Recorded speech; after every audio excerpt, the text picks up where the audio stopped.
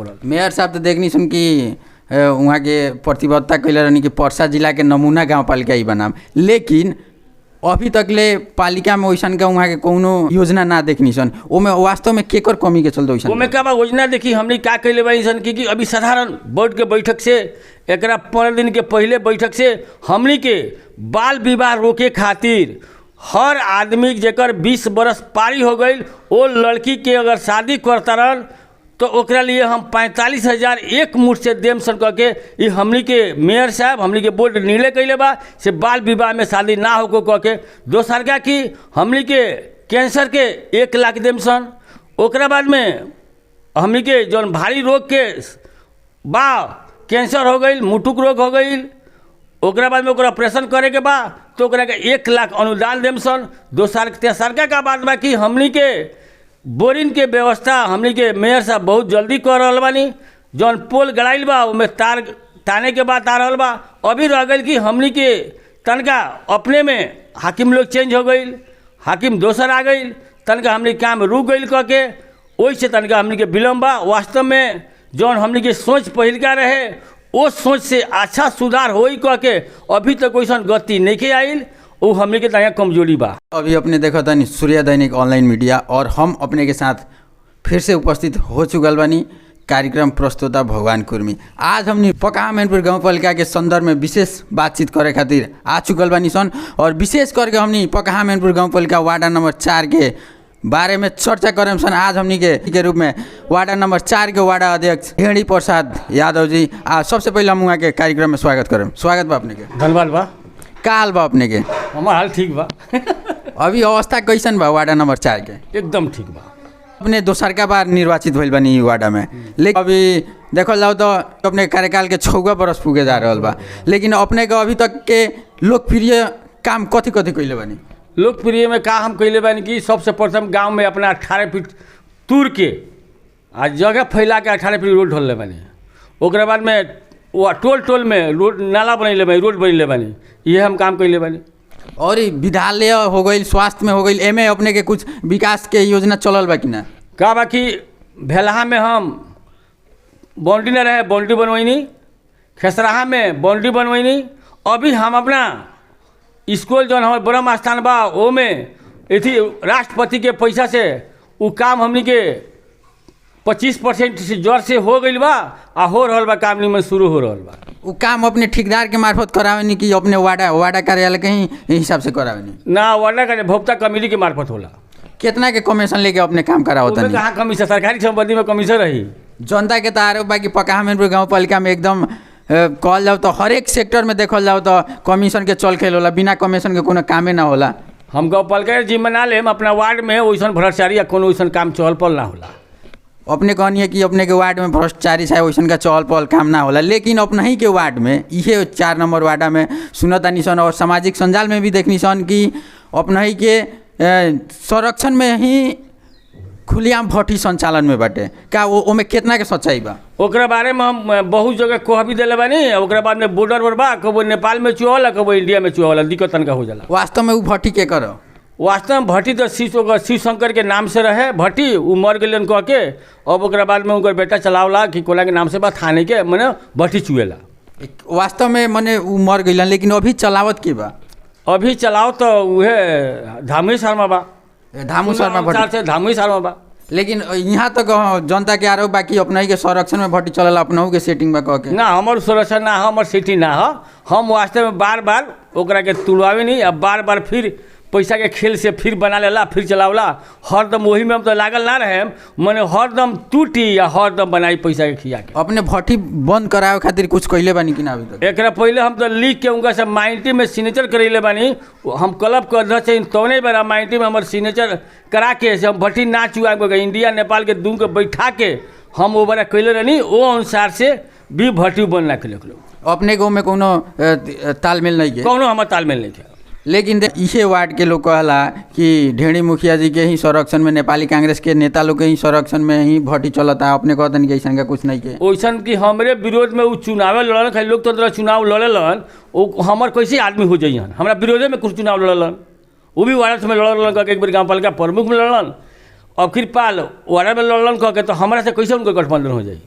अपने के कोई कोनो ऐसा वैसे हमारे कोनो गठबंधन नहीं होगा। अपने के वार्ड के विशेष बात कइल जाओ, विकास के काम के बात कइल जाओ, आवे वाला दिन में अपने के योजना कथी बा? हमार योजना का बा कि सबसे प्रथम आत्माराम पथ से हमार गांव में जौन रोड आवता वो रोड नाला बा, एथी बा नहर बा, वो नहर के हम मेन लक्ष्य रखले बानी कि 5 बरस के अवधि में ओकरा के मेन रोड से लेके अपना गांव तक ले ओकरा के ढाल देवे के बा। लेकिन देखल जाओ तो एगो उहे रोड ना अपने के छुआ कार्यकाल होता, लेकिन अपने के वार्ड में अभी तक ले धूरा उड़ता। लेकिन ई धूरा कहिया तक उड़ी? ई धूरा बेसिन ग्रेबल बा, अब ग्रेबल गांव के बाहर बा, कुछ दूर बा रनिंग बा, मैंने हमारा वार्ड में गांव में ढुके और देखेम तो केनहू धूरा उड़ेला काम ना होई, 4 गो ढलान हो गइल बा। देखल जाओ तो अपने के पालिका के जौन मावी स्कूल बा पकहा मैनपुर मावी स्कूल, वहाँ बारम्बार व्यवस्थापन समिति के लेके समस्या होता। लेकिन उ समस्या देखल जाता जनता के ई भी आरोप बा कि अपने लगन पालिका में फाइनल जीतल बानी, अपने लगन सत्ता के आड़ में व्यवस्थापन समिति बनावे के कोशिश करतानी, लेकिन जनता नइखे बने दे तो अपने लगन स्थगित करा देते। ना का बा कि एकर अधिकार क्या बा, जे हमनी के जेकर लइका पढ़ेला ओकरे अधिकार बनावे के बा। ओकरा के दोसरका बार हमनी के मीटिंग पहिलका बोले निसन, लोग उपस्थित भइल, ओमे भी छलफल कैनी सन, ओमे ना बने सकल। दोसरका भी हमनी के बोले निसन, ओमे भी कोनो निचोड़ ना लागे सकल। अब तीसरका लिए सलाह कोता इंसान से कब काटे के बची थी, ओमे व्यवस्थापन गठन करे के बा। वास्तव में व्यवस्थापन समिति खातिर कैसन का उम्मीदवार, कैसन का व्यक्ति के अपने लगन आगाड़ी बढ़ा? हमनी के तो कोनो पार्टी के देखे के नहीं के, अब देखे के बा अभिभावक के, अभिभावक कैसन आदमी के चुनता ओकरे अधिकार बा, हमार अधिकार नहीं के। हमार चीज बा समर्थक बा से जकरा के अभिभावक चुनी ओकरे के हमनी के माने के तैयार बनी सन। समग्र में पूछे के चाहेम कि अपने ई वार्ड के जनता के, ई वार्ड के स्थानीय के अपने कथी कहे के चाहेम समग्र में विकास के रूप में, कि आवे वाला दिन में अपने कथी करेम, कथी कहे के चाहेम, विश्वास कथी दिला? हम इतना चाहे कि हम अपना पाला में अभी इतना विश्वास करेम कि हम एकरा पहले गैस 500 लियनी, एकरा पहले जीतल के पहले से गैस हम 500 रखले रहनी, वो गैस में से भेलहा बांट देनी, नन के थी खसराहा बांट देनी, अपना गांव बांट देनी, ओकरा बाद में और 20 लाख थप कैले बानी, ओकर भी कोटेशन थी हो गई बा, वो भी आई। सब जनता के हम बांटेम, ओमें कोई आदमी के भेदभाव ना रखेम, हर आदमी के घरे को हम पुगा देम कह के ये अपने लगे जनता से अपना 4 नंबर वार्ड के लोग से वचनबद्ध कर देनी कि अपने लगन हमरा के जितना 2 बेर जितैले बानी हम भेदभाव ना करेम, हर आदमी के घर में गैस पहुँची। आज से लावना के दिक्कत बाटे, भैंस के गोबर पहले भैंस जितना रहे वो दिक्कत रहे, अब ना पचाए सकल, अब हम लकड़ी भी नहीं के आवे सकत, ऐसे हर आदमी के घरे एगो गैस देहम कह के एमे निफिकी रहे के पड़ल, एमे कोनो धुक ना रहे हमरा के नाल दियन कह के वैसन बात न रखे के पड़ल। मेयर साहब तो देखनी सुन कि वहाँ के प्रतिबद्धता कैले रहनी कि पर्सा जिला के नमूना गाँव पालिका ही बनाम, लेकिन अभी तक ले पालिका में वैसन का वहाँ के कोनो योजना ना देखनी सन। ओमे वास्तव में केकर कमी के चलते वैसन ओमे का बा योजना देखी हमनी का कैले बानी सन कि अभी साधारण बोर्ड के बैठक से एकरा 15 दिन के पहले बैठक से हमनी के बाल विवाह रोके खातिर हर आदमी जेकर 20 बरस पारी हो गई वो लड़की के अगर शादी करता रहन तो ओकरा लिए हम 45,000 एक मुठ से देम सन कह के ये हमनी के मेयर साहब हमनी के बोर्ड निर्णय कैले बा से बाल विवाह में शादी ना हो कह के। दोसर का कि हमनी के कैंसर के 1 लाख देम सन, ओकरा बाद में हमनी के जौन भारी रोग के बा कैंसर हो गई, मुटुक रोग हो गई, ओकरा बाद में ओकरा ऑपरेशन करे के बा तो ओकरा के 1 लाख अनुदान देम सन। तेसरका का बात बा कि हमनी के बोरिंग के व्यवस्था हमनी के मेयर साहब बहुत जल्दी कर रहल बानी, जौन पोल गड़ाइल बा ओमे तार ताने के बाद आ रहल बा। अभी रह गई कि हमनी के तनका अपने में हाकिम लोग चेंज हो गई, हाकिम दोसर आ गई, तनका हमनी काम रुक गई कह के ओहि से तनका हमनी के विलम्ब बा। वास्तव में जौन हमनी के सोच पहिलका रहे वो सोच से अच्छा सुधार होई कह के अभी तक वैसन गति नहीं के आइल, वो हमनी के तनका कमजोरी बा। लेकिन हाकिम साहब के बात कहनी है तो ये जब हाकिम साहब के सरुआ भइल तो अपने लगन नया हाकिम साहब बनी तो अपने लगन विरोध करनी, बहिष्कार करनी लगन, लेकिन फिर वह हाकिम साहब के अपने लगन स्वीकार करके आगाड़ी बढ़ाओ तनी काम कर तनी का ऐसा का सेटिंग हो गई का? फिर ना सेटिंग नहीं के भइल। मान ली हमनी के सरकार के कहनी सन सरकार हैसन आदमी वो आदमी आवता 2-3 ठो गाँव पालिका में रोलन पासा जिला में उनकर गतिविधि हमने खराब देखनी सन वही से हमने के 5 वार्ड उनका के विरोध कैनी सन। अगर सरकार के नीति उहे बाकी उहे वही हन तो हमने का कर सकता नहीं सन, विरोध करता नहीं सन। लोकतंत्र ओकरा विरोध करे के अधिकार बा। अगर उहे सरकार पेठा होता तो ओकरा से साथे मिल के हमें काम करे के पड़ी, विकास तो करे के पड़ी। जनता के हमने के चुनले बा विकास करे खातिर। अगर वो खराब करता रह तो जई हन हमने के ताला मारम सन कुछ करम सन। लेकिन वहाँ के तो काम काज और पालिका में ठीक नहीं है, लेकिन यहाँ जब काम करत रहन तो अपने लगन के का लागत है कि विकास के गति अगाडि बढ़ी वहाँ के संगे। अब हमने क्या बा से वो बुझत रहन डराइल बड़न कह के वो से वहाँ 5 वार्ड र साफ विरोध में लागल बा उनका तो उनको डर होई से वास्तव में और जगह काम कैले बानी वो वाला से यहाँ तंगा सुधार होई कह के हमने के सोच बा। वही से उनका बोर्ड के बैठक में अब तो बैठनी सन ऐसा नहीं कि गलती हो ऐसा के करी हन तो हमके ना बैठम सन ना करम सन कोनो काम उनका ना देम सन करे के। दूसर पालिका जैसन यहाँ भी वैसन के गतिविधि हो तो अपने लगन ना माने स्वीकार ना कर ओकर बहिष्कार करम सन उनका हटाएम सन फिर लागम सन फिर सरकार के लगे ठकठकाएम सन ना बहिष्कार करम लगिन वहाँ के ना। हाँ बहिष्कार करम सन। चलिए अच्छा बात बा। लेकिन देखल जाओ तो अपने के मेयर साहब जौन प्रतिबद्धता कैले रहनी कि पालिका के नमूना पालिका बनाएम वास्तव में वहाँ के बनावे सकम कि अपने के का लागता।